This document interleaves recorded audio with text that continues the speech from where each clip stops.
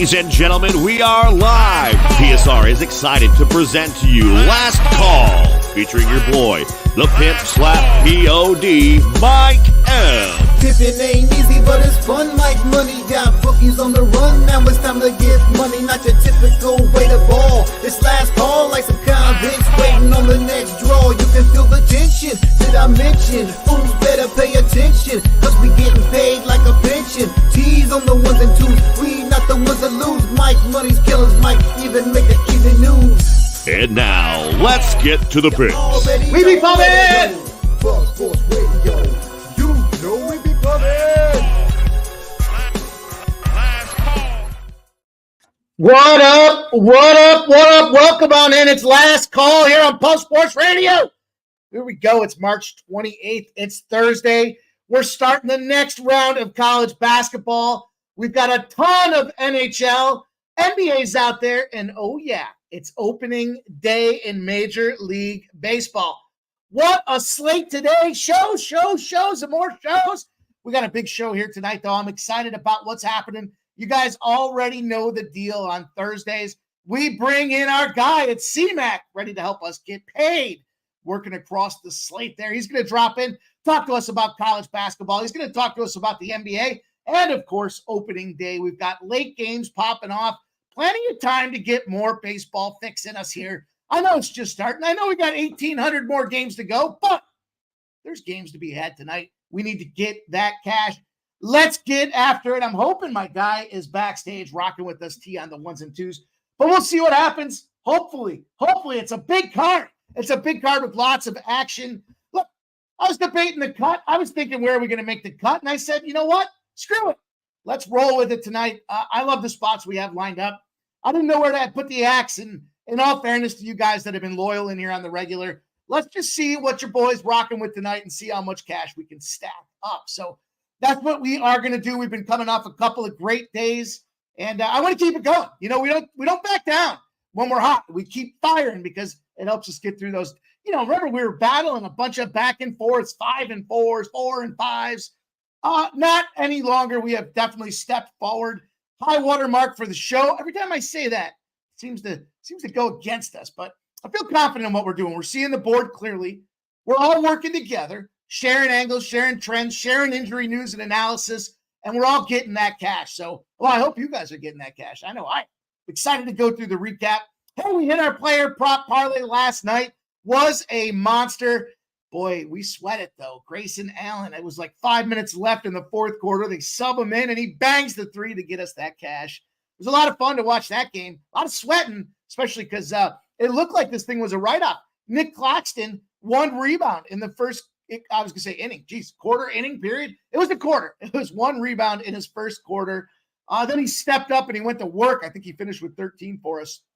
A great day to get out there and get them props in the NBA. So shout out to everybody that's rocking with us here. If you're just getting in, smash the thumbs up button for us. Help us crack the code and promote the brand here. We're growing.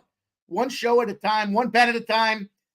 We're getting it together, one member at a time. It's because of you guys that we get to come back here and do it on the regular. So love seeing everybody in the green. Let's keep going green, baby. We want to keep this thing growing, keep this thing building. This community's getting better and better. I saw it with Jimmy the Bag Show earlier today. All those plays you guys were dropping in the chat. I love it. Love to see the afternoon baseball action. Make sure you do the same here tonight. In fact, there's only 3 things we ask you to do when it comes to Last Call. Make sure you hit that thumbs up button. First and foremost, show the support. You like what you're seeing? Hey, you don't like what you're seeing, but you just enjoy the content. That's fine too. Smash that thumbs up button for us and help us show that we are building again daily on the regular here. 2, grab yourselves a pen and paper. You're going to want to write them down tonight. I'm telling you, I think I got 11, maybe 12 popping off. You know, C-Mac's coming in with the goods. He does sides, totals, props. He ain't going to leave you high and dry. And, of course, this chat continues to grow, continues to get sharper and sharper every single day. So you're going to want to write all these good plays, all these good looks down tonight so that we can cash all the way through midnight and then some. It's going to be a lot of fun tonight. Thursday's connected to Friday. You guys know we're just a hop, skip, and a jump away from the weekend. Of course, the third thing we ask you to do, it's probably the most important here. Share your plays in the chat. We want to recognize everything you guys are doing. We want to see the plays you guys have, the looks that you're trying to use to cook the books. We're all looking at the same scoreboard, and that's the bookie's pocket. How do we get our hands in there and move it over to ours. And that's what it's all about. So excited to get a part of what we're doing here and continuing to build. I see the Dodgers scored. I'm hoping it's Will Smith. It's his birthday. I need an RBI from our guy. Man, I can't wait for baseball. We're getting the guests lined up for the new season that we're about to jump into. We're going to have ribeyes flying around. We'll have K-props. We'll have sides, totals. We'll have parlays, round robins. The world is abound when it comes to baseball. There's so much great action to get involved with. So I cannot wait. You guys know the deal here. I told you off the hop. We're going to cover the NHL. We're going to cover college basketball games popping off at 7 and 7:30. We're going to cover the NBA and Major League Baseball. I think we're going Major League Baseball, then the NBA, just as a reflection of the two games that are out there for the NBA. But before we even jump in, we got to be transparent. We got to keep it clean. The only thing we have in this currency market is our records and our transparency. So, we'll do that recap and we'll pop things up. We got to keep a brisk pace tonight. I'll tell you, lots to cover, little time to do it. We don't have any time to waste. So make sure you get in here. If you're just getting home, you're figuring out what you're going to have for dinner. Look, go ahead. Open the fridge. Open the cupboard. Maybe pop out the Grubhub. That's up to you. You want to figure out your cocktail situation? That's up to you. We're here to help you guys figure out where you're going to put your cash tonight to go out and smash these bookies. You can hear the voice. It's excitement galore here. This smile is genuine. It's a great day to be alive and look to cash these spots. In fact, Major League Baseball for me is starting out on fire right now. I can't wait to get through this season and share the trials and tribulations of stacking units. Somehow, sadly, I think it's one of my most profitable sports. And, truth be told, I'll tell you guys a little secret. I don't even like baseball. I don't even like it. Maybe that's why I do so well at it, because I don't like it. I don't care. Obviously my Phillies, but I care about getting cash. And sometimes when you don't care, you can see the board a little more clearly without any biases behind it. So we're going to kick ass and take some names across the board here. Let's rock through this thing here. Let's see who's up in this chat. Then we'll go through the recap and we'll dive into this card here. We got my guy, Joe T, of course. We got Joe T up in the house. First guy to drop the action out there. Thank you, Joe T. He says, hey, Mike M, what up? Let's get that cash. Here's his best bets. San Diego State, UConn over 136.5. He's not done there, though. He's giving you some baseball. He's got the Major League best bet there, the Texas Rangers team total over. And, of course, he's going to bring in some hockey for you, too. He's got that Blackhawks Senators first period over 1.5 for our guy, Joe T. Appreciate you dropping in and sharing them looks, Joe T. Good luck on your action tonight. Looking forward to watching the games along tonight with the crew. Let's go. Gerald Jones's Poppin' fam. Let's get it. Best bet is UConn in the first half. Got 6.5. Have tournament future at 18-1 on North Carolina. So Gerald Jones is definitely pulling for UNC tonight. Maybe not the spread, but he wants to get that cash. Oldie's in the house. What up? He says, what up, you dirty dogs? Mark Cal says, yo, need the Marlins to hold on for the -1.5. That was looking pretty good.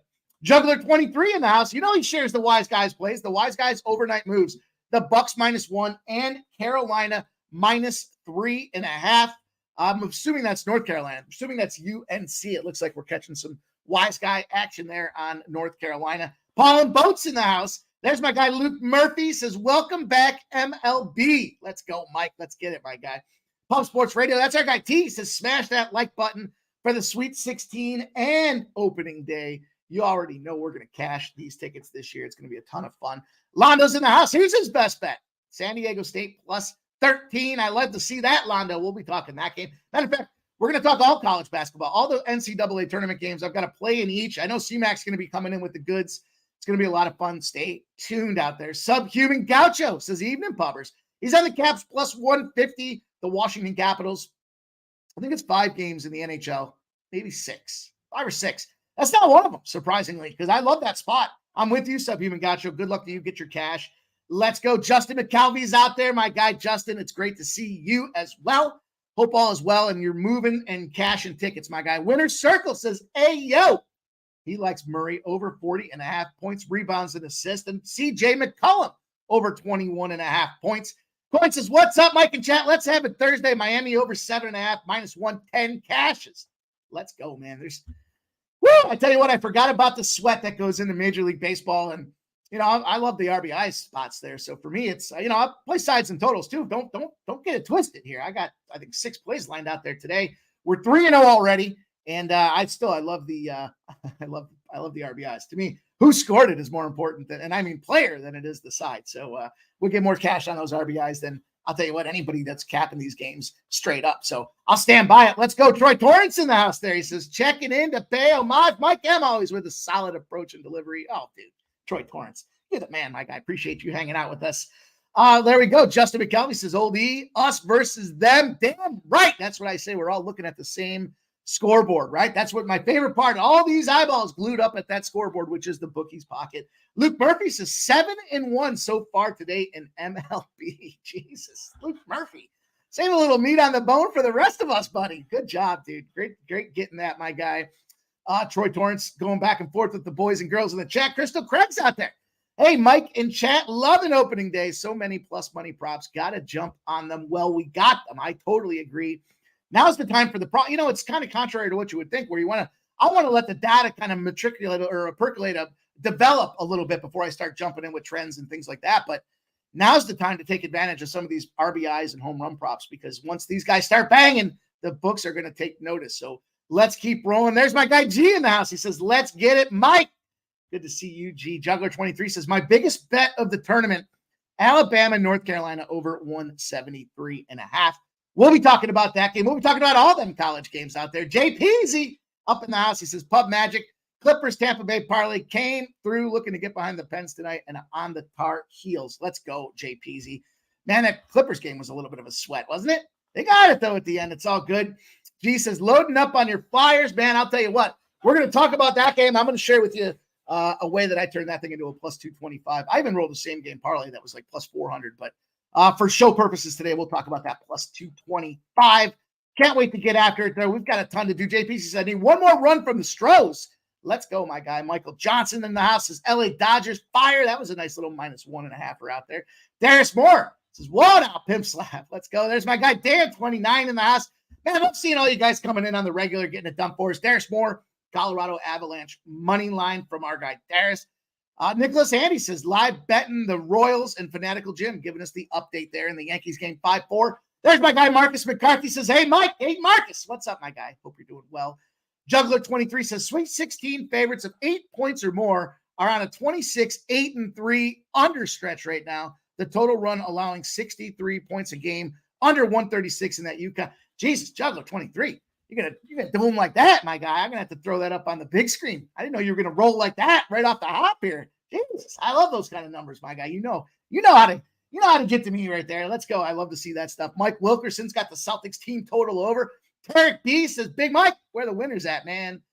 Hopefully we got 11 of them on this card here tonight for you guys. We can use a little board sweepage. Let's roll. Ricardo says Panthers minus 185 is his best bet. Jay Stone's got the NHL with the quadruple sticks, baby. Man, we have been kicking ass in hockey. Ice Viking says that was a great sense play yesterday. Mikey, yeah, man. Look, we had I don't know if it's a mini sweep when you go 2-0. Look, we went 2-0. Let's just call it that. It was a 2-0. There's only 2 games on the card. I tell you, man, we get them smaller cards, we get bigger cash and just an ability to dig in deeper and really analyze those games. So congrats to you, Ice Viking. Way to get that cash. And J Stone 9 says, I'm slinging tile in the shower. Can't be in the chat, but I like the Dallas money line.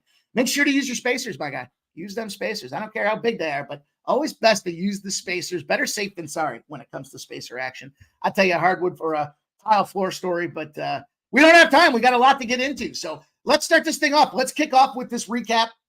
I'm hoping my guy's backstage there to roll with us here. I know it's Thursdays and he's busy. He's a busy man. He's high demand when you're one of the best in the business, but hopefully he's back there for us because there's a lot of stuff to do today. We got to keep it tight and right. And hopefully I can lean on my guy to get it done for us. Let's roll, though. Let's talk about this hockey game. Look, cat's out of the bag. We went 2-0. We got that Ottawa money line plus 120. And them guys were up like 5-0 before the show even ended. That was that was exactly what you want to see out there. And then, of course, Tampa Bay comes through for us as well. Look, 1-0, ties it 1-1. Then they just pulled away 3-1 final.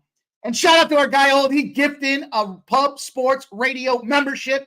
Shout out to you, Old E, man, helping us grow, not just giving us your time and your looks, but you're sharing in that cash, helping us grow this community one member at a time. It's guys like you, Old E, that make this thing grow and make me want to come back and give you guys everything I got to give you the best looks that I think we can cook the books with. So shout out to you, Old E, my guy. Paul and Boats is that little San Antonian sitting on your lap. Was fucking Oh man, there's an even better Jose got me story than watching the impromptu lap dance there. But we'll tell that at another time as well.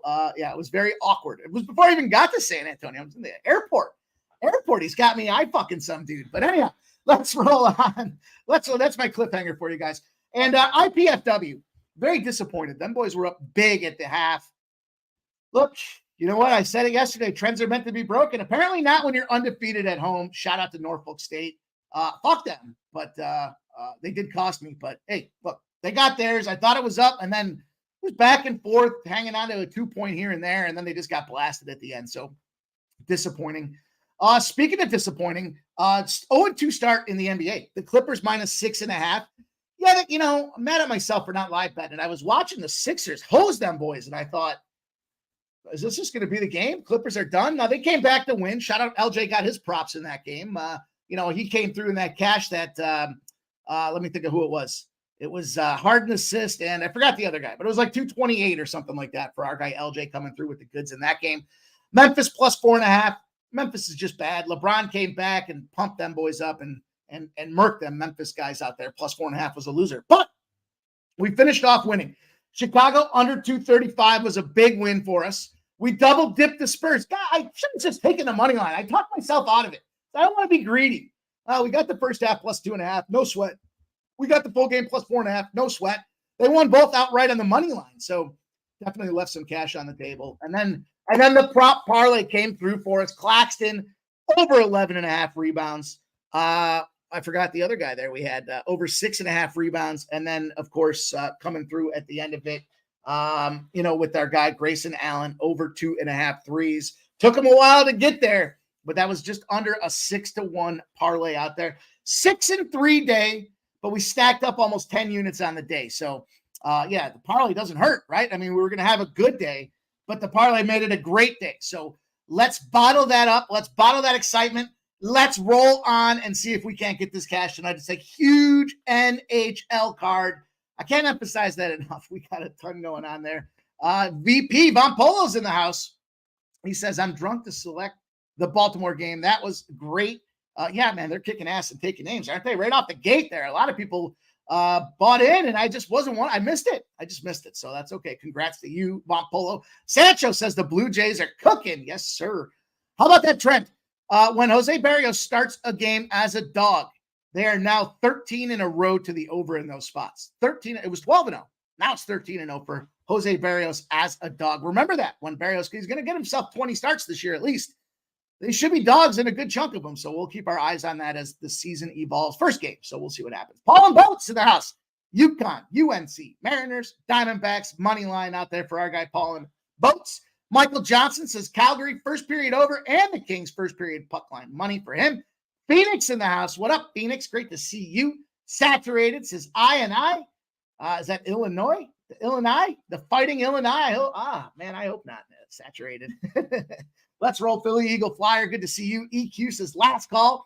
There's my guy North Ender says Mikey Madness. Hey, man, it's a great time to be involved in sports. Look. Yeah, Paul and Boats. I will remind you guys now. I'll remind you when we get these things that are rolling. Let's jump into this thing here. We got a lot to cover. We got a little time to do it. So we got to get moving. We got to keep that brisk pace. It's a large NHL card for us tonight. And North Ender says Tampa, Toronto, 12-0 to the over the last 12. How about that? That's a matchup we're going to see about 72 times this season. We'll have to keep that in mind because, of course, AL East foes out there battling around Zone. Cole says Julio Rodriguez over a half a stolen base +400, 37 of them last year. Damn, man. So many exciting things to look at there. I cannot wait. Old East Town Saturated needs another poker tournament. That last one was too much fun. And there's my guy, Big Scott 510, dropping his action in there. Says Dansby Swanson, Josh Young, 1 run, RBI prop parlay +210. There we go. Let's parlay this into the NHL slate. On that note, we'll have our guy Big Scott 510 lead us in. And let's talk about this first game on the hockey slate. We got a big one tonight. Let's see what we have in store for this opportunity. We're going to open the card up. We're going to talk right off the hop about a spot that I have told you guys about before. We're going to run back to it tonight. It's going to open up with this Islanders and Florida Panthers game out there. Oh, tell me that's my homie T back there rocking it for us. I was so happy to see that, man.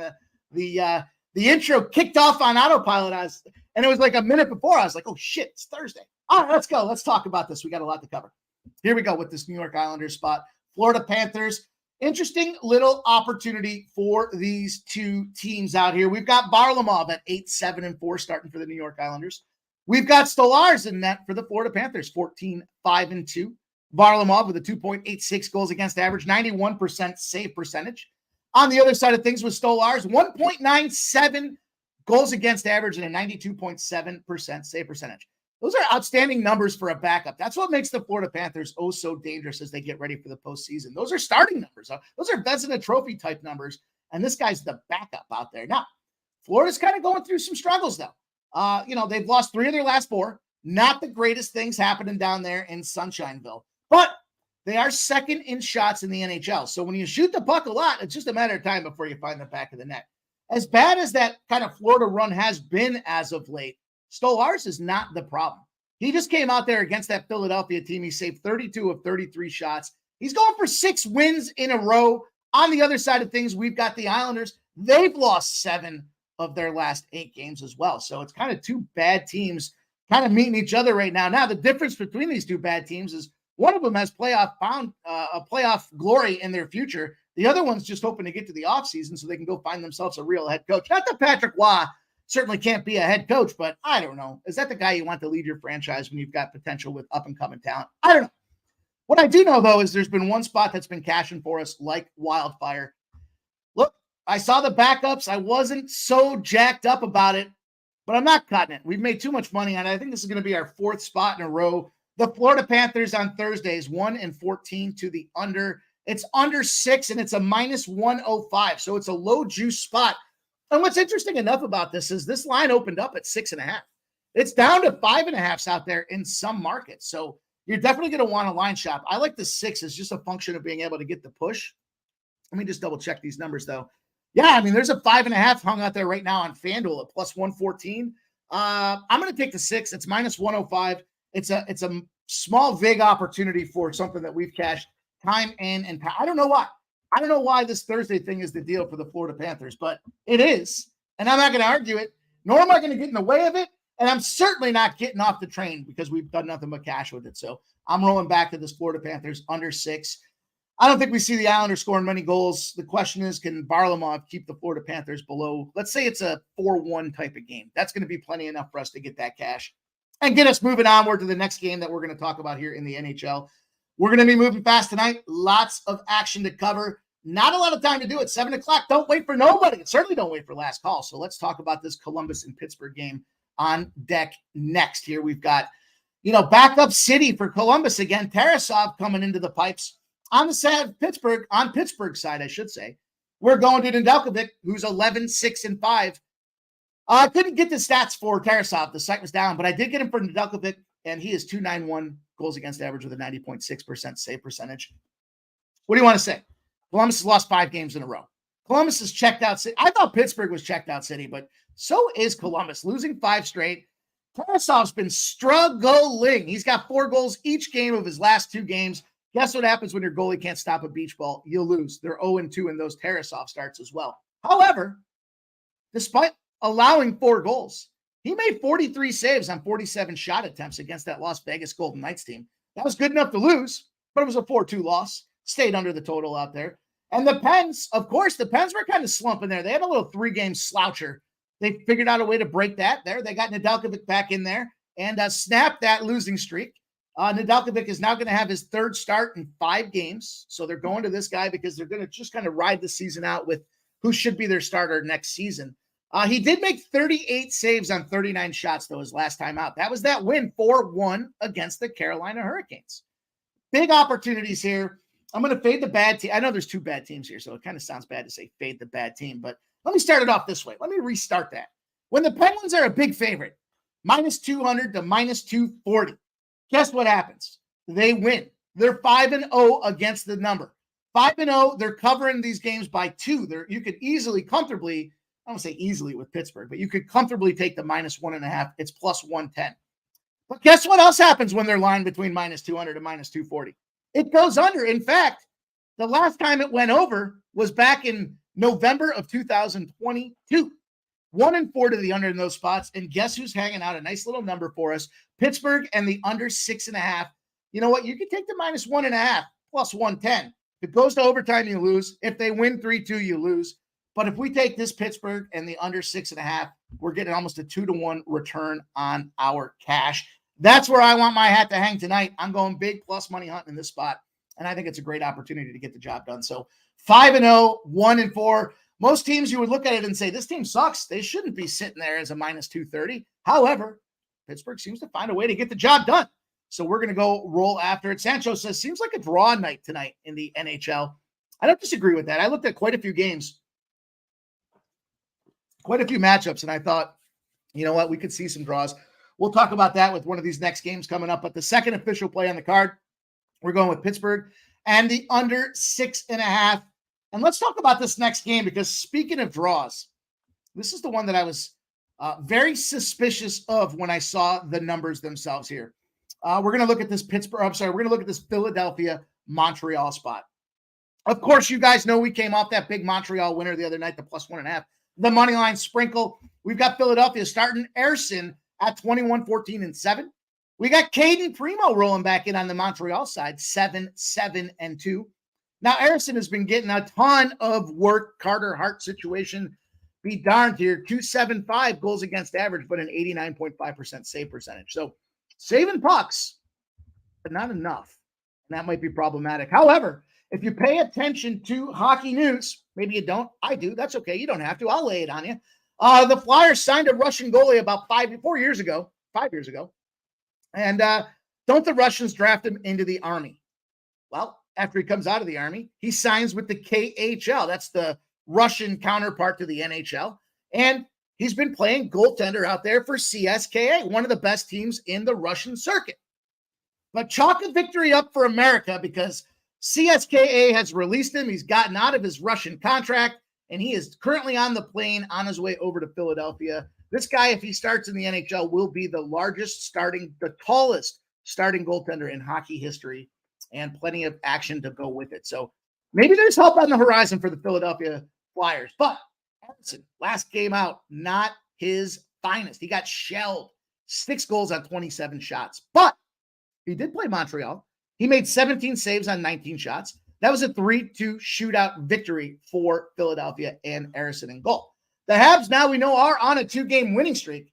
They are outscoring their opponents 7-2. We caught that lightning there in the bottle with that with that Colorado Avalanche game. Prior to that, they had a big 5-1 win against the Seattle Kraken. So Primo's going to get his second start in 3 games, and he's been playing pretty phenomenal. 1 or fewer goals in his last 3 games. That's how you go 2-1 in that spot out there, including slaying a -400 dragon that was the Colorado Avalanche. He made 36 saves on 37 shots. I mentioned that 5-1 win against Vancouver, but we got ourselves a little bit of an interesting opportunity. This is the one that I said I could see this thing ending in overtime. So when I started to approach it with this Philadelphia Flyers team, I said, if it goes to overtime, regulation screwed. If it goes to overtime, -1 is at best a push. But I dug deeper. Your boy went to work. And guess what I came up with here? We got teams that come off of back-to-back road wins, now a home dog. We saw they were Montreal, road dog against Seattle, road dog against against Colorado. Now they're back home as a home dog against the Philadelphia Flyers. Teams in that position are 91 and 141, a healthy 50-game victory margin for that road favorite, which is the Flyers. Now, not a proponent of laying big juice here. You know, you're looking at this Flyers team, you got to lay a -150 or higher, but we add Konechny to this matchup. Why Travis Konechny? Well, he's the first-line guy. He's a power play guy. He is a machine out there. His over 3.5 shots on goal is priced at +120. He's playing on a line with Frost and Tippett. These guys are definitely out there exceeding expectations. And when you look at Konechny, this reminds me a little bit of the guy that we were riding not too long back there in, who was it for the LA Kings? Anyhow, Konechny averaging 7 shots a game over the last 7 games. It's actually 6.81. I rounded that up. But Konechny, almost 7 shots a game on 7 straight games out there. All these games tougher opponents than the Montreal Canadiens. And the Montreal Canadiens are allowing 31 shots per game since the All-Star break. Plenty of opportunity for a top-line guy, top power play guy, the heart and soul of the offense, a captain to go out there and get the job done. And when we add the Flyers and connecting together, we sandwich up a plus 225 spot there. I don't care if it's over. I need the Flyers to win. I don't care how it is, and we're not laying a minus 150. I expect connecting to get the job done. If you want to back bet that, or you want a little of the insurance bet behind it, take us over 3.5 shots on goal. That's sitting there at plus 120, as I mentioned, plus 118 on some other books as well. The Flyers and the over 3.5 shots on goal for connecting are good enough for me to get a plus 225. Yeah, this is that time of year. We got to look creative to get plus money opportunities out there. And that's how we're going to get after it. JPZ says, let's cash. JPZ says, Astros better. God damn score. My phone's busting up here. I don't know. I'm getting all kinds of guys calling me right now. JPZ says, under in the Pens is plus money. No reason to put it in a parlay. Well, sure it is. If you want to turn it into a plus 185, it is, JPZ. I mean, you want to take your plus 105. That's cool. No one's going to judge you for it. But I'm going to try to get the plus 185. And I hope we both cash, my guy, because if the under cashes, then I got a 50-50 shot at winning the game. So shout out to my guy, JPZ out there. Michael Johnson says the LA Kings first period plus a half and UConn minus 140. Cash it. Yeah, minus 140. Oh, parlay. I see what he's saying. I was like, minus 140. Where the hell are you getting those numbers? I got you, my guy. All right. Good luck on you. Let's keep rolling. Let's talk about this next game. I told you we're opening up here. We got 2 more games in the NHL. Then we're going to roll on into college basketball. We'll talk MLB. We'll talk NBA, and we'll get everybody up out of here. Next game we got on the card we're looking at is this Detroit Red Wings Carolina Hurricanes game. This moves us to the 7:30 Eastern NHL slot for us. And we've got Reimer going in goal for the Detroit Red Wings, 9-7-2 on the season. Freddie Anderson's back. He's back, and he's 10-1 on the season, this guy. He had that blood clot issue early in the season, so they had to deal with some medical concerns. He's back, and he's firing. Reimer, though, 2.98 goals against average, 90.7% save percentage. Freddie Anderson, 2.05 goals against average, 92.5% save percentage. Man, what's scary about Carolina is despite not having Anderson, they were still blasting teams. Now they bring this guy back, and the sky is the limit. That's why I added them at the All-Star break as a potential to get the Stanley Cup. Then we look at Reimer, and we look at this Detroit team. As bad as Detroit's been playing, Reimer's got himself a little 3-game winning streak going. You get winning streaks by keeping the puck out of the net. On the other side of things, Carolina has won 6 of their last 8 games. They're bringing back their go-to, their ace in the hole, and Anderson out there. Now, they are shooting the puck quite a bit. So it's actually an advantage that we've got Reimer in the backup role, jumping in there as the starter because he is red hot right now, and as red hot as you could be in the Red Wings uniform. The Carolina Hurricanes 4th in shots at 33.1, but I'm banking on Anderson standing on his head. We're going to go with the under in this game here. We've got the under 6.5, and it's minus 120. That's going to be an official play for the NHL card. Low scoring here. I expect Carolina to treat this like a playoff game because we know, despite Detroit losing the other night to Washington, they are still a fringe player for the wild card spot in the playoffs, but their playoff percentages when we took that Capitals team and the Capitals won, they lost 20 percentage points of chances in making the playoffs. So it is desperation time, and I think that desperation leads to defense trying to catch some fast break points, but the D are going to tighten up. They're going to play a little collapsing defense out there, so they're limiting odd man rushes, and I expect this game to stay under the number 6.5. Let's round out this NHL card, and then let's get our guy in here to talk some action. Let me hit him up and let him know he's got the 2-minute warning, and then we will roll. Let's make sure he's ready. All right, let's move on up north of the border. We're crossing into Canada for this one. Get your passports ready. We got the Vegas Golden Knights and the Winnipeg Jets. What a matchup they have in store for us here tonight. Logan Thompson starting for Las Vegas, 20-12-5. Connor Hellebuck, 32-17-4. Thompson, 2-7-2, 90.7 goals against average. Now, Aiden Hill's got that injury that's kind of an undisclosed injury. We don't know, but we know Logan Thompson is filling in his space. That being said, on the other side of things, Connor Hellebuck, 2-4-2 with a 92% save percent. There's some great goaltending matchups tonight if you're into that kind of thing. And I am, especially when it comes to trying to get some plus money spots out here. Now, What do you want from your backup when he gets tapped as the starter and Aiden Hill's out of there? You want a guy that's going to go stand on his head. He made 32 saves on 33 shots in a 2-1 overtime victory against St. Louis's last start. Winnipeg Jets on a 4-game losing streak. Not only are they losing, they're getting shelled right now. They're 17-7 in terms of being outscored over their last 4 games.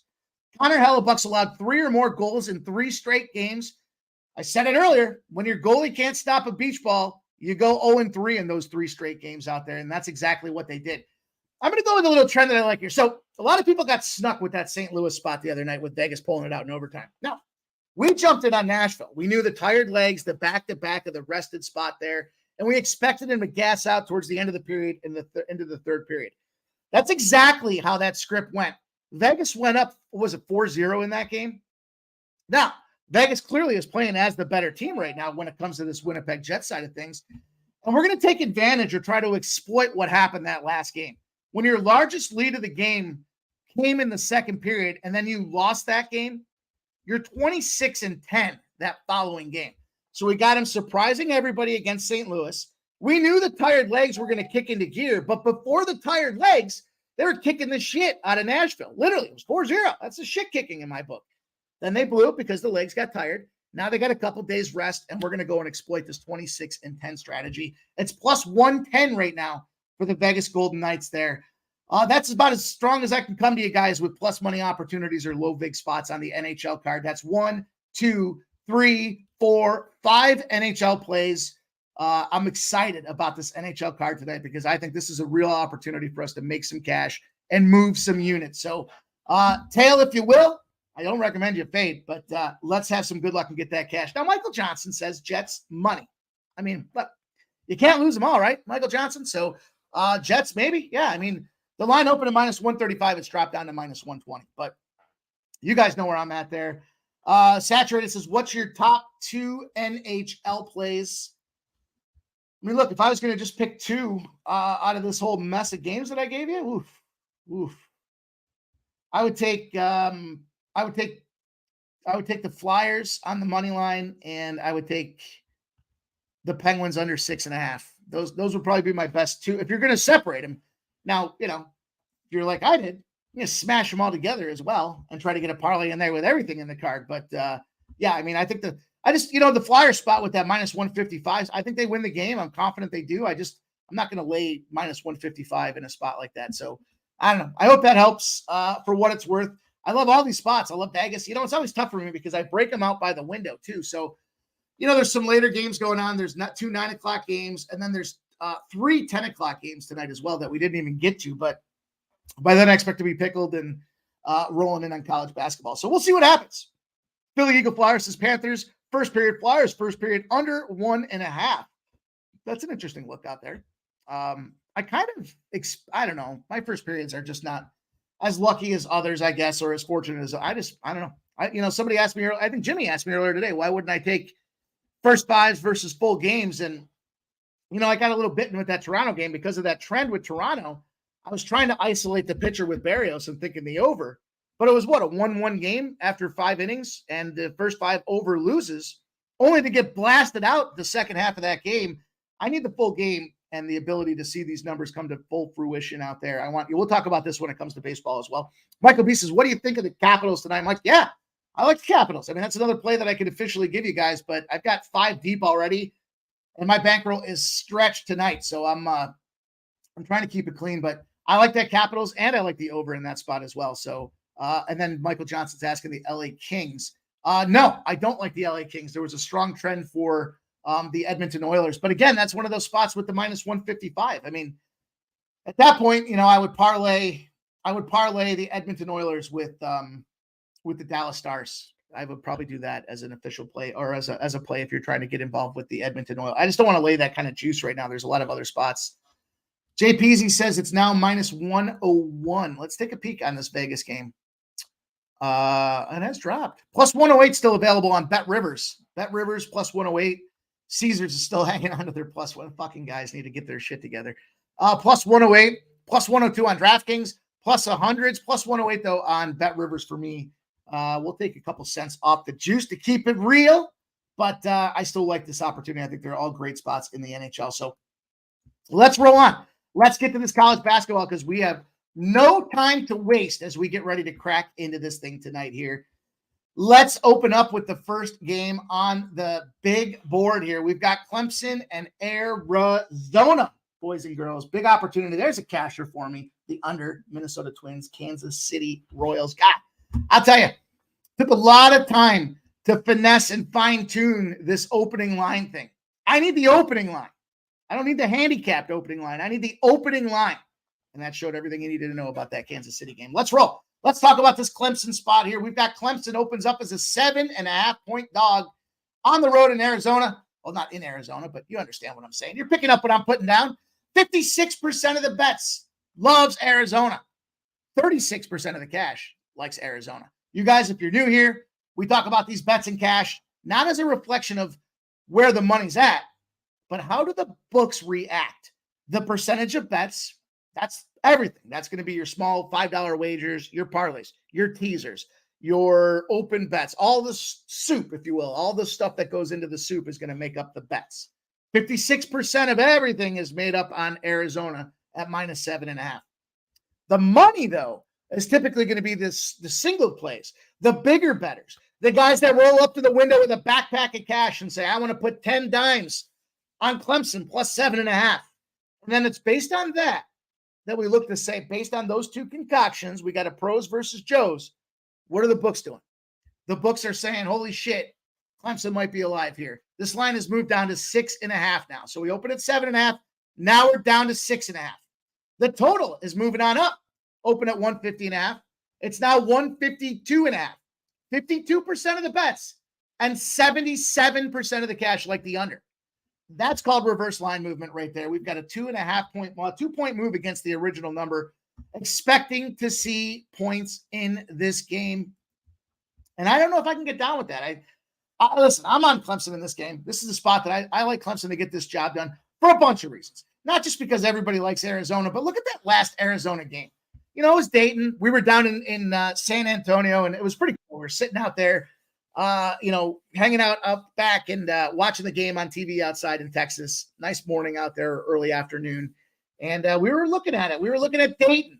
Well, Dayton had their own. They had their chance with that big number. And it was just at the end that Arizona was able to pull away. So, C-Mac, you are perfect timing as always. And I am rocking in on this Clemson spot here. I'm very curious to hear your breakdown. Clemson 7-0 as a dog when they were not a double-digit favorite the previous game. Clemson's been a dog every single game this tournament, and I expect to keep rolling. So right now, I got this in earlier this morning at 7.5. There's still some 7.5s out there that are juicy at -120. Yeah. I'm gonna stay with the 7.5. I'm gonna lay the -120. Actually, you know what? I see a 7 at -108. So there's gonna be a spot where I just take a little advantage of that half-a-point movement and save a little bit of the juice. What do you think? Mikey, shout out to the chat, everyone in here. Flipper13, what up, my man? Yeah, Pete and Jimmy around, of course. Got to catch them in the morning. Saturated, Philly Eagle Flyer, Jay Peasy, Nick, Sancho, Michael Johnson. Shout out to all you guys, Big Scott. Shout out to everyone in the green, Old E, all you guys, Zane, Cole, Coin. I'm with you here, Mikey. I was one of the guys, I stayed off when we get to Clemson here. Everyone was on New Mexico, red hot. They hadn't lost on a neutral court. Yeah, I get it. I just was – something about it kept me off of that game. Think Clemson wins. I stayed off the Baylor game. Clemson wins there outright. They're pretty good defensively, is Clemson. Hunter and Hall need to be big. Sometimes these guys go and just don't show up. They need to show up here tonight. And on the other side, Arizona, Caleb Love. When he doesn't show up, they lose. When he's have a game under 10 points, he's at a 6. I think he had 2 against Oregon when they lost that game in the Pac-12 tournament. They are done. I love Clemson. They shoot almost 80% from the free throw line, and they get there too. They get there 18, 19%. I want that in a game like this. I just want it. And I think they're a little bit better defensive team. Arizona, depending on how you look at it, they're so prolific scoring and efficient and they beat up on small schools. So how great are those numbers for Arizona defensively. Hey, they're Arizona. They're stacked. They're a big favorite, but I'm on Clemson here. I'm on the 7 with you. Yeah, a lot of misconception, I think, around, you look at kind of what Arizona's doing. They're winning despite themselves out there. As far as turnovers, that last game was sloppy as fuck. They were just turnover. They couldn't score. I mean, they scored. They got plenty, but they are a team that can go out. They're not a very disciplined team. And I think, as far as the pace that Clemson runs, there's very much an opportunity for these guys to hang in there, maybe even win this game outright. But let's not get too far ahead of ourselves. And, you look at the pace of play out there, the adjusted offensive efficiency for Arizona ranks 9th. Clemson's not that far behind, though, at 24th. So, in terms of offense getting the job done, they should be able to hang with them boys. But that should be a fun game to watch. I can't wait for that one as we get rolling. But I'm happy to hear you're on the same side, man. That's, I was looking at it. I was like, I'm opening up tonight with these games here. And to get the voice of reason that is CMAC in here gives me a little bit more confidence. Hey, we'll get to these. Favorites have been very, very good.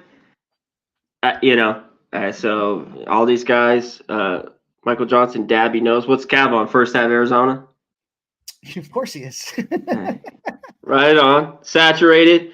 My dude, Paulie. Great to see you, my man. Bo Jackson up in the building. Nunya. What up, my man? Yeah, let's get it. I saw Clemson look horrible a couple games against North Carolina. Yeah. We're about to get to them. But I think if they come to play, they're in this from tip. But that's why they play the game. We will see. I love the stat that Juggler23's guy. He says over the last 2 NCAA tournaments, the ACC holding on to 29-10 straight up, 29-9-1 against the spread number. Yeah, I think that's an interesting spot because they've been in previous tournaments though. They've been pretty they've been favorites in a lot of these spots here.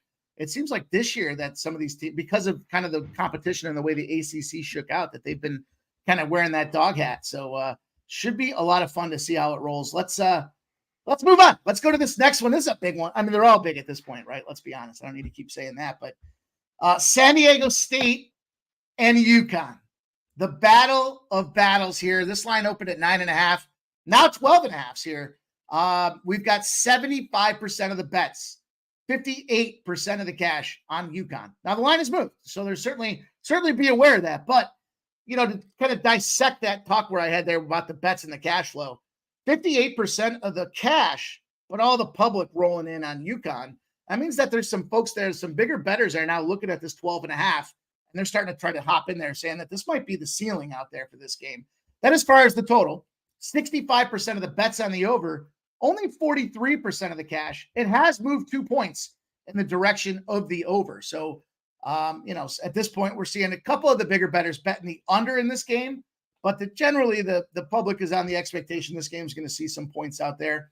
And CMAC, we know it's the rematch spot, right? Last year, it's the rematch. It's a big showdown for these two teams. Let me share the floor with you, and let's hear what you have to say about the San Diego State UConn opportunity. Little Domo. What's going on, my man? Good to see you. Kelly, what's up? The rematch here. I think UConn's the best team in this tournament. It's just the hardest is saying and backing it like the back-to-back. It's the hardest in all the sports to win back-to-back titles. Last time Florida did it, and they kind of rolled. I think UConn is the best team. They're going to have a tight game here coming up. Last year, they really didn't. Did they? Did they have that one? I can't remember. It's so long ago, all these games string together, Mikey. Both these teams, though, are so good defensively, what I like. The problem is UConn's just efficient. This team's way better. San Diego State doesn't shoot the three well. That's the thing that I do not like in this matchup, and I think it can hurt them. But you know why I want them, Mikey, is that defense, and I want them just first half. I'm going to take the 7. Oh. If you get to 7.5, I'm only going first half here with San Diego State. I worry they could get that ass whipped a little bit later. I'm not going to mess with the total. Both these teams are great. I could see it weirdly staying go over or under. I need San Diego State to hit a few shots here in this first half. And I just thought 7. They're running at 7.5. Did you get a 7.5? I got a 7.5 earlier this morning. Let me just double check and see if there's still some 7.5. I bet you there are. Let's see. Okay, I couldn't really find one, but maybe you were early. There's an 8 out there from our friends at Bet Rivers. Bet Rivers is hanging an 8 now. What's the juice? It's minus 118, but sevens are minus 108. So yeah, okay. There's a couple. Yeah, Bet Online's got a 7.5 out there. I think it's minus 115 because there's a UConn there. Yeah, I'm taking a shot here, Mikey, and maybe I guess this one was the one bet I was a little bit worried about. But I like the revenge. I just think early on they can hang in this game and just don't get beat up because this UConn team I think is very, very good and at least probably gets to the Final Four. But first half, that many points, I'm on it. Love it. Love to see that. Are you on it? You're on it? Yeah, I jumped in on that this morning. I took because here's what I thought with this game. If San Diego State gets busted up in the first half, they're probably not going to have enough firepower to come back out there. If you exactly the bus, that's how I felt. It's correlated a ton. There was only one in one of the matchups in the first round there in the first few days where a team didn't cover first half and they did second. I think it was Samford. Mike, they were down maybe 13, then they covered full game. But most all the other dogs there cover first half and where they cover full game, even at a shorter number, like let's say +4 or 3. So Leday needs to be big. Parrish, Trammell, Butler. Hoping these guys can make some shots. It won't be easy. But yeah, let's get it, my man. So I went full game in this spot here. I just want to address who was it that said that? Saturated says UConn's been putting it on their opposition early. The same question I asked Cab about one of the games earlier this morning. I asked him about which one of the wins that they had is more impressive to you, when they whooped up on Stetson or when they beat up on Northwestern. I mean, listen, it's on the other side of things. San Diego, now Yale's not that impressive. I get it, but they still did advance through that first round as a big opportunity, and then UAB. So it's not like we're saying that they need to win. But that being said, one of the networks that I roll with was talking about San Diego State, heavy buying in the European side of the market, early pre-tournament about San Diego State being a Final Four team. So that being said, they can't make it to the Final Four unless they – now, I'm not saying they're going to make it to the Final Four, but 12.5 points in my back pocket to get this thing done? Fuck yeah. I think they're very much a live dog in this spot too. And doesn't happen often. But when we have a team that's a dog playing a top seed matchup, and it's a revenge opportunity, meaning that they played them the previous year in the tournament. Doesn't happen that often. The team seeking revenge is 3-1 against the spread in that spot. So small sample, I get it. Certainly don't want to hang your hat on it. But I think this is a lot of points, and I'm going to take them in my back pocket. So I love that you're rolling that first half. I tend to agree with that side of things. I'm going to go with the full game here. I think that, again, I think they're a live dog.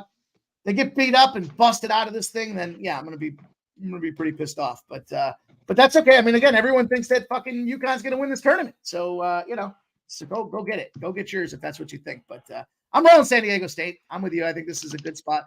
Now, the second half, UConn could easily pull away, and I could have made the wrong move there. But we'll see what happens. Let's go. We got 9:30 action. And, I mean, they're all big ones. Alabama, UNC. I think I'm more excited about today's games than I am about tomorrow's games. But Alabama opens up as a 4-point road dog. Clearly road dog. They're up to 6s, 66% of the bets and 80% of the cash on UNC. We got this number moving from 175 down to 174.5. 57% of the bets and 61% of the cash on the over. Now, this line dropped to 173.5. It's starting to move its way back up. So we do have a little bit of that kind of U-shaped movement. But as far as the side's concerned here, -4s where it opened. We still have a 4.5 hanging out there at FanDuel, but we have 5s, 5.5s, and 6s now as well, C-Max. So, look, I'll fire off first on this one here. Alabama in the dog roll. They're 0-7 in the dog roll when they're on less than 6 days of rest. So they do not recover and rally right. I do like this UNC spot, but I had to jump in on this under. When we have a total that's greater than a 156.5, as long as they're after the first round of the tournament, the big favorite, they're finding a way to go 1-9 to the under, and they're smoking the under. It's going under by 14 points in those spots here. So, again, 10-game sample in this last couple of years of tournament data. But what historically we're seeing is with this big total, it's a little too big. And I think the reason this number seems to be large is because people are seeing that Alabama can go out there and score, but don't misunderstand that UNC's defense is pretty dominant out there, and they're locking teams down to 74 points a game, I believe is the number. So, on average, we're seeing these are tight games. In that 10-game sample, it's a 75-73 spot. But, the fact that this has moved back up a smidge to get me to that 174.5 doesn't scare me away. I thought the early movement was the sharper movement out there. People getting out of work now, no disrespect to anybody that's getting out of work, but now you're coming home, you want to get some action, and you're like, oh, this game's going to skyrocket, and then it moves it back up another point. So I'm taking the under 174.5 in the spot, C-Mac. But the floor is yours, my buddy. What's going on? Yeah, let's talk about Alabama. They beat Charleston, a team that just doesn't play any defense. It just got out to a bad start in that game. And Grand Canyon, game was tied or 1.5 minutes left. They go on a 10-1 run. I had a few people like, you're fucking nuts, man. Like, Bama, it was always Bama. Bama killed them. I'm like, the game was tied until they couldn't make a shot with 5 minutes. I'm like, whatever. Okay. I guess that's what happens when you win a ticket like that in a bet. So, at Bama, we've seen enough of them all year long. I love Sears. He's going to have to be huge tonight. Like, his point total, I think, is like at 22. Davis on the other side is right around there as well. Both guys, but he really's got to carry the load for Alabama. And he can get hot from three. They got to hit their threes to be in this game. They're really so good on offense. So is North Carolina with Baycott down low. One thing, the Alabama defense is not very good. It seems like North Carolina should be able to get whatever they want. I didn't mess with that total. Not too many Alabama games I want to be on the under. But in these tournaments, this is where you want to be, though. I mean, look, the Grand Canyon game, it seemed like I was looking around, just over against Grand Canyon. That game went way under. And one thing North Carolina can do is play defense. The most public team, Davis, he's 8-0 as a coach for North Carolina. I think they're the better team. Like, this is public or nothing here. You know what? I went with first half. Bama's hot. I lose here. But I took the -2.5 with North Carolina. I'm on them early and often. Give me the better defense.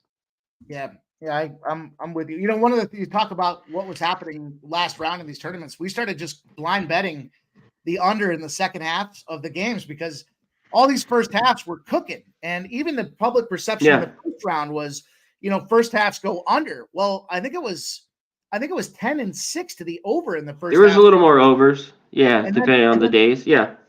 And then that second round, it seemed like tons of points early, and we were just at the point we're sitting around and it's like, all right, let's the second half number. Let's just take the under.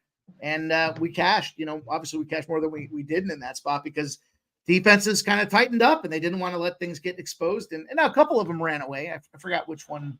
One of them definitely ran away, but then the rest of them kind of tightened back up after that. So, yeah, look for those trends and those patterns. Very much, I think we see a little bit of that here too. And I like that first half look there. I'm not against it. UNC's total, they're 18-18 on the over. It's Alabama that's 25-9 to the over. I think that's why this number got pressed so high because this is a tighter spread and they're jacking this number up because they're expecting to see points. So I think if they get shut down and they just go cold for a 10-minute stretch on those threes, you're in play, I'm in play, and then we roll on to the next one. So, yeah, that's the only thing with Alabama is just they kind of get cold like that, and they can't make stops. We watched them towards the end of the year. It was one of our games in the morning. Mike was Arkansas. They were scoring all of them. Arkansas team is in shambles, but was playing up for that game. But man, hey, this is the tournament though. Everything goes, and if you don't ever get pregame, we'll get to this next game, which I don't. Bet it like you were just talking about. These are the best thing. Your eyes are on these. There's not a shit ton of games, especially if you're just zeroing on this and watching it. Just wait to get a number live watching this. Yep. And some great numbers out there too, especially if you like the favorite and lots of game to be had in these, especially these big spots. So sometimes they're bright lights and it makes it difficult for some of these guys. Then he says Bama can make stops when they try. They just can't risk the foul trouble from what I've seen. Yeah, that's a great comment, Nanya. Yeah. Well, let's roll on. 10 o'clock. We've got the last game of the night in college basketball. Then we'll hit it. We got two baseball games and then an NBA spot to talk about. 10 p.m. Eastern. We got the next. It's a big one. They're all fucking big ones. Illinois and Iowa State. This line opened at 3.5, and it's dropping here. So, in fact, we've gone from a dog to a favorite situation. 73% of the bets and 83% of the cash are all over Terrence Shannon and the boys out there. And as a total, it opened at 146.5, 54% of the bets and 60% of the cash on the over. And we're seeing some play on the over. We're seeing this thing open at 146.5. We got 147.5 and a 148 now poking its head out there with DraftKings. And CMAC, big game. They're all big at this point here. Illinois, I don't know if I can be unbiased in this game here. I got to be honest here with you guys here. I wouldn't lie to you, especially on a recorded stream. And Iowa State, for me, as a team that I had high hopes for and expectations here. I'm not a fan of the Big Ten. But that being said, what do you think about this game? How's this one going to shake out? Oh, man. I don't know. That's why I'm not going to bet it. This game is just I can't get a real side where I'm finding value. You know how much just Shannon, how good he is, has just been money. And all the players around him have just been great in this tournament, his first two games. I mean, Duquesne, though, everyone kind of thought that was the pound spot. They got by BYU. They shot it well. And, yeah, they just couldn't stay with him. You know, one thing I'll touch on the total before we get here to the side and everything. If they dictate what they want, and I've seen whether it was Iowa State play BYU, a few more other teams up-tempo that could make shots, this will go over. I think it's pretty sharp, but I'm leaning heavy to the over. I was on their over in the first game with Moorhead. They get a ton of possessions. They've been really good. They're a team. I don't trust their defense. And on the other side, as good as Illinois' offense, Iowa State's defense is very good. But in the end, I still think Illinois gets what they want here, Mikey.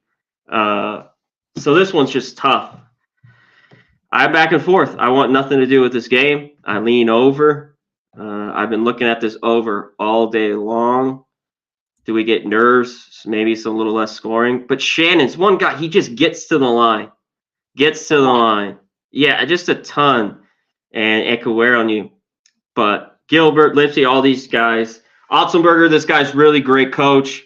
You know, I'm biased. UNLV, he left in the middle of the night. So I got a little anger. He could have been at UNLV here, making the Rebels a lot better the last few years. But yeah, King, I think this is going to be a great game.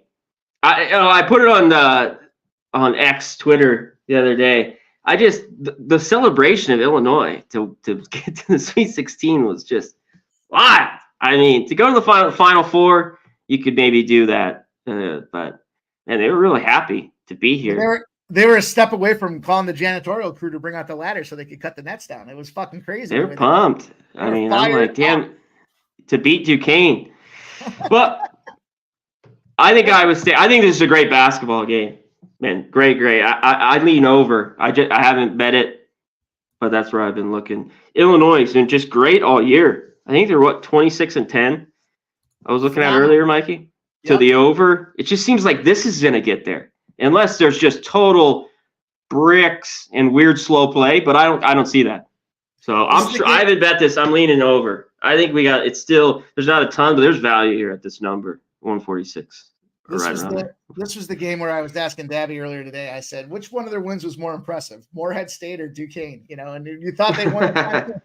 So he started to answer, and I told him I didn't care. Then on the other side of things, I looked at Iowa State, though, Washington State, San Diego State, or South Dakota State, Houston, Baylor. I mean, this is a team that plays tough teams. And, not to say that, Illinois didn't have some tough bouts themselves, but they were certainly willing to take some L's along the way of the season. Here's another spot for you guys. Iowa State 11-0 against the spread when they're on a 5 or bigger winning streak against a team that last played did not have a 5-game or larger winning streak. So very much was the case that last game out of the hop there as well. I love the spot. I think it's going to be a score. I think there's just so much talent on both sides of this thing that can run this thing up out there. And we're seeing, correlated movement with the total. So everything's got to kind of check the boxes for me in this game. I'll take the 147.5. It doesn't scare me off. I wouldn't come in here, at one point wouldn't sway me to say I'm not going to do it. Now we've been caught in the middle on some of those spots out there, but I think Iowa State's a live dog too in this spot. And I don't even want to say a live dog. I just think gotta pick them.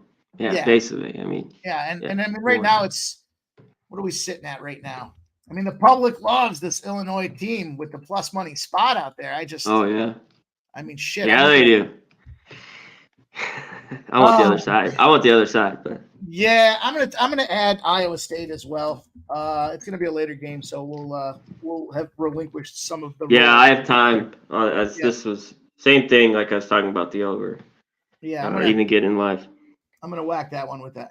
I've had not that you want to rest on your laurels, but I've had a pretty decent tournament. The first 2 rounds, I don't think I lost like 2 games, so seeing it pretty clearly right now. I'm hoping it carries over here. We'll see. Let's keep going. Let's see where it gets us. But yeah, Nanya says roll tide out there. Listen, you know what? One of us is gonna be right, one of us is gonna be wrong, but that's what makes it so much fun. So C-Mac, how's your opening day been going here? I want to transition. We've only got a couple of MLB games to talk about here for the evening slate, but how'd opening day treat you today?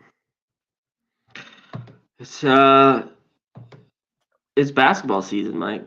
I don't really want to touch on opening day. It's opening day. I think it's been good. Let's get to the games tonight. Yeah, I got a fucking hoodie out because it's 35 degrees outside right now, so I don't want to hear about opening day either. But look, a couple games that I wanted to talk about. The one game that I had kind of highlighted and focused in on was this Colorado Rockies Arizona Diamondbacks game, and I love these spots because baseball wise, I think the numbers, there's so much validity. 33,000 tickets make up the sample in this game. And we've got, Arizona opened up as a -1.5, 80% of the bets, 68% of the cash are laying the run line out there, 87% of the bets, but only 12% want their action in on that -218 for Arizona. Not surprising. We're not going to see a ton of bigger bettors coming in there laying -200s, but the total started at 9, 68% of the bets, no visibility in the cash, but we're down to 8.5 C-Mac. And, for me, with this game, I highlighted, I talked about it earlier today. I'll go back to it again. I love the spot. I love the number. I think it's a good opportunity. It's moved to -110 now. So it's starting to continue to drop in this. It's starting to continue. It's continuing to move in that downward direction. And my X's and O's told me when you look at the Colorado Rockies and their spot, particularly, almost 26% strikeout rate last season when it came to going up there against righties and guys like Zach Gallen. And then on the other side of things, I looked at Kyle Freeland as the lefty. And although he doesn't strike fear in the hearts of his opponents, Arizona's definitely one of the weaker hitting teams against lefties last season. I know it's last season, but on the surface, you see this number and you see 315 OBA against Southpaws, but that number's not that great. I mean, it ranks bottom 10 in the league last year for these guys. And I wanted to take advantage of a potentially lower scoring game. I just don't think they're going to be able to put the ball on, or the bat on the ball to get it done with these two pitchers. Jimmy asked me why I wanted the full game instead of the first half earlier. I said, these teams are bad against these pitching perspectives. They're bad. And I want to be able to let bad guys do what they do. I want as much time with bad guys out there as I can get. If the first 5 blows up and it's 4-1, well, I'm toast, but then they could very easily have fresh bullpen arms come in there and shut everybody down as well. So not a ton of baseball action, but I'm excited to open up my baseball card in the last call and jump in on this Arizona Diamondbacks under 8.5 C-Mac. Hell yeah. Michael Johnson. Yeah. Dyers, run line winners, Mookie Betts, Freddie Freeman already, Jacks, RBIs. They'll be good all year long. And easy wins, or just bet a dog when they become massive favorites. Because 162, they will lose 2/3 of the time, or a third of the time. Sorry, they'll win 2/3 of the time, lose a third. So get on that. Big Scotty's going to the A's game. Nice. Get a parlay here. No run first inning in the under. Hell yeah, saturate. He likes the under here. Hell yeah. I'm not on this one here, Mikey. I get what you're looking at. Gallen, this guy's so good. His spring, I don't know. Just the spring training stats. It's like, it's great to see. Like, we'll give it out here on a guy who's pitching well. On the flip side, Freeland did. He pitched pretty well in his starts. Gallen got a little roughed up, but they're all just fine tuning, getting ready for the year. In the end, I hate these bullpens. You know that. So I hope these pitchers fucking pitch well for you, because I don't want anything to do with it. When I looked at it, the D-backs, Freeland, they own a few of them. We get to props. The numbers weren't great, but Marte's going to be in the leadoff spot, or the lineup's out. I love him, and he's owned him. I think he's like 15 for 33, 5 doubles, a homer, or 3 homers and a triple. That's a good one. I think his RBI's right around 140. And my guy Christian Walker has some good numbers there too. So I was messing around. I just hadn't bet an RBI or anything here or a prop, so I'm off in this one. Nothing to pull the trigger on yet. Well, there's one last game that I was looking at for the night. So, shout out, and I hope you have a great time in that Oakland game. Should be fun, right? This is Oakland. Is this their last season in Oakland before they go to that, what looks like an awesome stadium out there? Maybe they'll get 2 more. I don't know. That stadium they're looking to build there in the Trop looks awesome, man. When you look out over left field and you see the Vegas skyline, at least it's a projection of what the stadium should look like, but that looks pretty fucking cool. I would have to probably go to a game if I do make it out to Vegas there for any reason in the summertime when it's balls out hot. I would have to probably make a stop in there to see. It looks awesome. Oh, yeah. But I don't have anything invested in that game either. But I am looking at this Boston Red Sox Seattle Mariners game here. 10:10 p.m. Line opens up at minus 190 for the Seattle Mariners. This line has dropped like a stone. It's down to minus 150. Only 36% of the bets on the Red Sox. But here's where we talk about the bets versus the cash. 90% of the cash is on the Red Sox. 36% of the bets. Smaller tickets. The public loves the Seattle spot here. The bigger bettors are whacking away on this Boston side. And the line has dropped 3 cents on the money line there for plus 155 to plus 152. I started looking at it and trying to figure out what the correlation was there. I mean, it's Castillo and Bello. I guess they're figuring these aces out there, and I don't know if Bello's even considered an ace at this point. It seems hard to get in there, but nothing official for me since I added Iowa State. I was going to come in there and pull the trigger on Boston. I still might, but I definitely lean to the Boston Red Sox in this game. I didn't spend a lot of time looking at preseason, full disclosure, but when I kind of see what they did out there, look, they're coming off of 4 games in a row on, they beat Minnesota, they beat Atlanta. Oh, they tied Atlanta, I guess, 5-5. Then they hammered on Texas 9-2 and 4-1. I don't put a lot of stock in that Texas game, though, just because if you're the World Series winners, what are you doing? You're probably working out your bullpen, trying to get your minor league system in play and then figure out what assets you have to move around as the season progresses. And then the other side of things, Seattle's been out there kicking ass, too. They got back-to-back wins against San Diego. They tied Chicago, the Cubs. They beat the White Sox. They tied Arizona as well. So I don't know. I'm not overly invested in what's going on with these later games in baseball, but I definitely lean to the Red Sox with a plus money spot. C-Mac, do you think there's any validity in that, or do you think I'm just crazy? No, I'm right with you. I think this is Red Sox or no bet at this plus price. I remember Bayo had this good start against last year in August in Seattle, and they had like an air, blah, blah. We lost it anyways. Lost. You gave up 4 runs. I was just glancing at it last year. I think he pitches well in this game. I think this price was more, maybe the Mariners a little bit better team overall and at home, but I think it's a great dog spot for the Red Sox. Something I haven't bet yet, but I love it. Hell yeah. Shout out to everyone in here real quick. Bo Jackson, Marcus McCarthy, what's going on? Mikey, you want to touch on this? Keith, what's going on, my dude? You want to touch on Coin's Vancouver money line tonight real fast? Sure. Yeah, I leaned to Edmonton in that game. Is that the Edmonton game? Or no, that's the Dallas game, right? Dallas, yeah. Dallas, yeah. Canucks. Yeah, so, I was looking at some trends out there specifically around the Vancouver side of things. And, how do they kind of rebound off of their previous game, specifically if their previous game was an under? This team's been an under team as of late. I thought Jimmy the Bag said it best there when he talked about, and this is probably like a month ago, what Vancouver's advantage was, at least in my estimation, when the season started, is they were playing a guy blowing out of the zone on the power play, right? Their special teams kind of was kind of doing they weren't cherry picking, but they were kind of dropping a guy high and then just kind of head manning the puck. And what they've realized now is, a lot of times hockey, they have like a diamond, or they have the box or the diamond when they're playing defense on a special teams unit. And they figured out how to shift that box to the diamond so that they got that guy that could at least try to cut off the headman on the power play, if that makes sense. And so ever since that's kind of come into configuration with teams that Vancouver's played against, they have been struggling. Their power play unit, which was so advantageous for them, has kind of middled out to the season. And on the other side of things, I look at what's going on with Dallas. They're just kicking the shit out of everybody. 2 road games in a row. So this is their 3rd straight road game. San Jose 6-3, Arizona 4-2, Pittsburgh at home 4-2, Arizona 5-2, LA Kings 4-1. And I don't expect that to discontinue here. I think the one notice I saw was team totals after Vancouver goes under.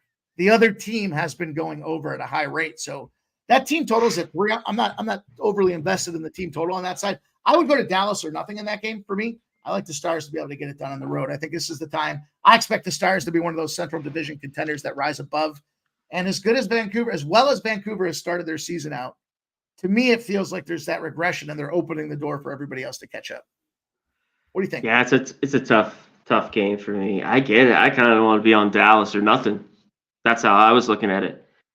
Mike, what do we get? I mean, minus 124 is, it's not like you have to go break the bank to catch a Dallas team that just needs to win the game outright and win they've been doing. So to me, it just feels like it's a tricky little spot there for this home team. Totally agree. Is there anything for you wanted to hit the NBA? Let's touch on this game because I did just make a bet on it a little while ago. Saturated, Cubs, Rangers. I am on this under. First 5, 4.5. Nike. The one thing here with Justin Steele, very good in the spring. He left the last start, and I think maybe they were just being cautious what they were saying, and I hope so. He doesn't get lit up because I think he's good to go. He pitches well. Obviously, the Rangers, it'll be all pumped up crowd, right? World Series, ring, that. Oh, yeah. I think both these offenses can explode here. Seager, especially this Rangers lineup. I think Steele could pitch well. Is Evaldi? I've always had a little bit of problem with him. He's just kind of really good, and he's kind of looked like that in spring. He's been pretty good, same old shit. He's had a couple bad ones. He walks a ton, puts ducks on the pond, gives up a big hit. So I need him to be pretty good. I was kind of looking at the team total under for the Rangers first 5. I just went first 5, 4.5. Yeah, I get 5 or 6. We lose, but I'm all over it. Give me it early. I always talk about it, Mikey. It's not in all circumstances and everything, but hitters are a little behind pitch. You know what I mean? Good pitching beats good hitting. And it depends. Pitchers should be the guys that are locked in should roll. So we will see. Especially early in the season, right? You got travel elements. These guys are just now they've made the big squad. They got to figure out their lodging situation. You've got things are a little tighter. They're not in the throes of a loose season here. It's colder, right? So the backs are a little tighter. There's a lot more that goes into taking their time to not just start swinging for the fences off the gate. So I love that theory there. I fully agree. The pitchers have the advantage throughout the season, especially coming off this thing. And wouldn't surprise me to see Steele end up being 3.5s and 4s as we start getting into the season. So, from a first 5 perspective on the number. So you're catching a great number now. With that spot. I always thought, and I still subscribe to this theory, it doesn't matter what sport it is. I figure when I was playing hockey, it was the same way as I got to believe anywhere else. You're a fucking athlete. You're a competitor. When you see the other team getting their rings and they're raising the banners, you want to fuck their day up. So I lean to the Cubs in that spot. Not a lot to hang your head on there other than I like the pitching matchup. Eovaldi has certainly been, on more than off, but he could certainly get exposed a little bit. And then you look at this Rangers lineup. I also feel like if you're a team like the Rangers, and we just talked about this, where they're trying to get the minor league system right, are they going to go out there and just roll all their studs in their first couple of games? Or are they going to try to rotate some guys through knowing that, hey, they kind of started off like shit last year and they rolled back and beat up everybody. So lots of time for the Rangers. The Cubs probably want to come out and strike this game too. I think of the Cubs. I agree. And why wasn't this number bigger? Right. Like, why wasn't this minus 160, champs, at home, against the Cubs team that just, in the end, has been very good. There's high hopes, like every year in Chicago. They haven't really had the pitching and the depth, whether that's at the end of the starting rotation especially. The top's been all right, and then the bullpen, just hasn't been very good throughout the last few years. So that's what I was thinking when I saw this too, kind of like Cubs. Cubs are nothing in this one. I thought this should be a little bit bigger of a line. All the money too on the Rangers. Pouring in. Pouring in. Faucet. I mean, We got 91. Yeah, I mean, that's that's to me, I like that Cubs spot. I like the under in that first 5 spot. I think that's a great look. We're starting to see 38% of the bets, but 83% of the cash on the over. We're starting to see 8s out there now too. So despite all that big money coming in on runs, it's starting to get tight. It's starting to get a little bit on the lower side. So not a bad look there from our guy C-Mac. C-Mac, listen, I kept it clean in the NBA tonight. Not going to fuck around with that 16, 17 and a half in the Boston Celtics spot. Like, you know what? If you got it overnight and you got like the 12, that was definitely the right play to get, I think, for Boston, especially after the way things went down that last game. But, we've got 55% of the bets and 90% of the cash on the Celtics. It's moved a ton, 6.5 points.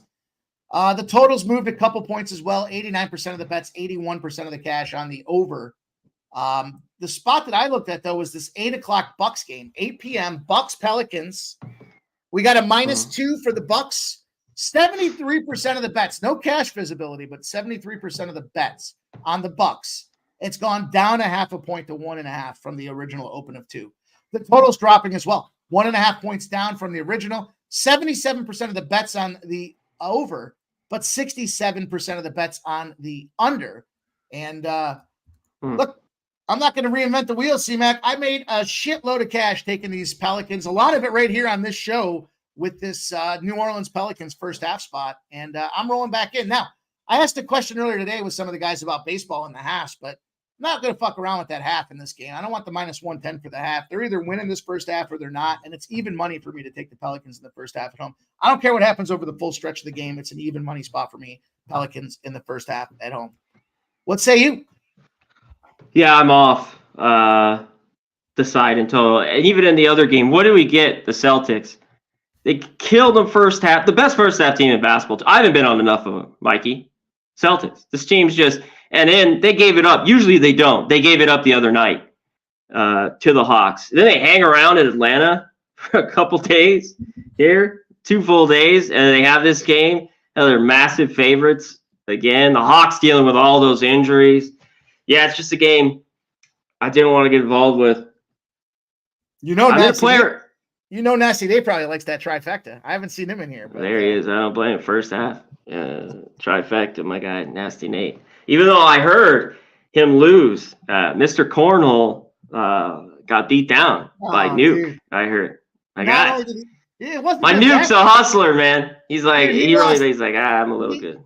I kept hearing about what he did last Public Palooza, and I was waiting to see it. And I was like, is this even the same fucking guy? Did somebody put a Nasty Nate costume on? And I mean, man, I don't want to talk about the bad body language after he lost about 20 games, but it was the best part about Nuke is he was having a good time. And this guy can drink light beer like other. He's a twig, and this guy, shout out to my guy Nuke. Just, man, he can drink 20 light beers in a day. Easy. Well, after the wind blew him over and he stood back up, he got himself rolling, and he just chucked the bat. I mean, just bang, bucket, bang. I mean, it was like bang, bang, bang. He was just on fire and carried them boys in that last game. But Razor Sharp, man, that fucking guy was out there beating up everybody. He literally was the privilege to stand around Razor Sharp and get your ass kicked in cornhole was $10 a game. And he got me quite a few games. I got to ask Razor. I got to ask him. I think that, he's a dad with young kids. Yeah, because my brother does it. They all get around in like a cul-de-sac or whatever, and they all play. It's like when you get in, you get around 40, you just start playing cornhole is the big deal. Because I go up to Oregon all the time with my brother, and that's the big deal, playing cornhole. So I think Razor, he's getting that practice in. Yeah, I know my dude wanted to take a bunch of money here. Let's get to this game. Shout out to everyone in the chat. Hell yeah. I think there's points in this one. Bucks have been playing better defense as of late. I'm sticking to a player prop here. I just had to go with it. My NBA has been excellent to me. That you always talk about you hate baseball. I don't hate the NBA. I love the NBA. But sometimes I get on some hot streaks. I think we've hit like 9 of 10. In late January at 16 straight. We swept the board with Pete on Tuesday, 3-0. Player props have been good to me too. I'm going to Zion here. This huge game here. This is on TV, right? Yeah. This is a TNT game. I mean, massive game. No Brandon Ingram. He should play more than 35. He should at least play 35. I mean, he should be putting up 15 to 20 shots in this game. 25.5, I'm on his over points. Every once in a while, he can lay an egg. We've seen, it's either getting blown out, he scores 12 points, or it's over, he's done. But he's got to be the guy. So I'm on 25.5. I got minus 105 here. I'm on his over points. Put it out on Twitter, on X. So give me Zion here. Over his points. Love it. Love to get, you know what? We'll still get some action. And I love the props. I love the props and everything. Like for me, for the sides and the totals, where as growing up, I never grew up a baseball guy. We played hockey in the summertime. That's how we played hockey 11 months a year.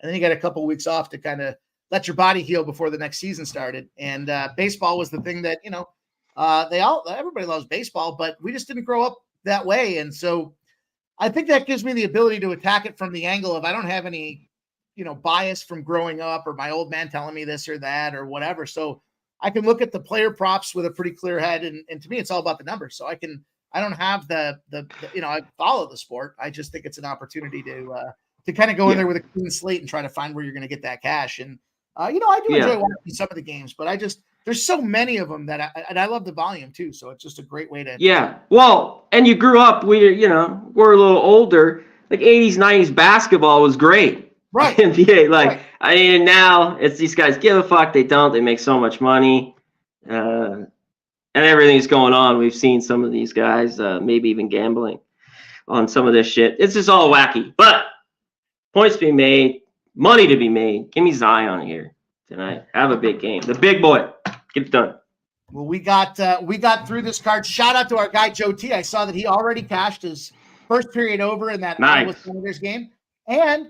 Let's go Tigers, baby. 16-6. They're on their way up here. That's the way we want to see this start in college basketball as well. C-Mac, great job, my guy. I love breaking the card down, hearing the back and forth. And today I feel like we're aligned and united in a lot of spots. So that's either going to be really good or really bad. And I have a feeling we're going to lean to the really good side. So tell them what's going on. We got Saturday college basketball action, right? The early show. Yeah, we'll be on. For whatever game it is. It's going to be a little later. I don't know. Is there an early game? I don't know. We'll be on. I think maybe it's like 1 Eastern, so 10 Pacific. I don't know if they have that early game. I haven't even looked. When you're capping like this, Mike, like 2 days down the road is unless you want to look at a spot, there is no fucking way. It's a lifetime away, 2 days away. A lifetime away. So, but we'll be on in the morning. It should be a lot of fun. We missed last week with everyone up in pub. Mikey, I love the Jose on the lap. I love the video. That shit is hilarious. Oldie, Tone, JPZ, Saturate. I miss JPZ. I'll be there next year. She will be out of the way. Ramon Scott, what's up? Good to see you, Oldie. Justin, as always. Kelly, what's going on? Kelly, I followed her on Twitter. No follow back. Kelly, damn. Did me dirty. She did no fallback. By the way, on here we always talk about we're not doing any of this stuff. You want to give your action, whether it's on, just hit the like button. Whether you're on, same thing with the show. I know Justin, he'll say, I'm not on Twitter, which is great, but give it a like, give it a retweet. You know what I mean? Especially we're giving our action or just for the shows. This shit helps out a ton. So I just want to put that out to some of these people. Get a little lazy and cute. You know what I mean? Come on. We got to support you, Mikey. I saw the show. It had a couple of likes. I retweeted. I'm like, what the fuck's going on? Last call. This should be deep, man. What's going on? At the very least, the amount of time it takes to put together. I mean, I get apprehensive about putting together a 5-6 game hockey card because it's going to take me an hour to pull all the stats and shit together just after I make the picks, let alone the preparation is the element, not just making the picks and trying to give you guys winners, but the prep to be able to deliver it to you guys is with the stuff that you don't even think about. And so the thumbs up. Yeah. We're giving out winners on there. I'm 6-1. Most of those were the props I've been getting out lately. Love. It's all right. Thumbs up. All right. I'm winning. That's what matters. Yeah. That's what matters. But I want all of us to win together. I'll tell you what, for what it's worth, I keep score. And I always click on to see who liked and retweeted. So shout out. I was going to say that actually to open the show too. Shout out to those that do like and retweet. It means a lot. I see you, and I appreciate it. So with that being said, C-Mac, man, we got to go on the show, baby. It's going to be a glorious evening, 7:30 Eastern. Everyone's on their way out. I think it's lunchtime for you out there, but it's almost dinner time for me. Nah, yeah. It's 4:30. Oh. Afternoon action. Yeah. Well, we appreciate it, man. We'll see you on Saturday. Rocking and rolling. Keep getting that cash. Go follow my guy, Connor Mack Picks. If you're not doing it already, what are you doing out there? The guy's giving out winners across the X, baby. Let's get that money. Clemson's up. I like it. Clemson up 8, Mikey. Let's go, baby. Go. Let's get that cash. We need to get big pays tonight. Good luck with everybody's bets. Stay popping, baby. Get that money. Later. You be popping.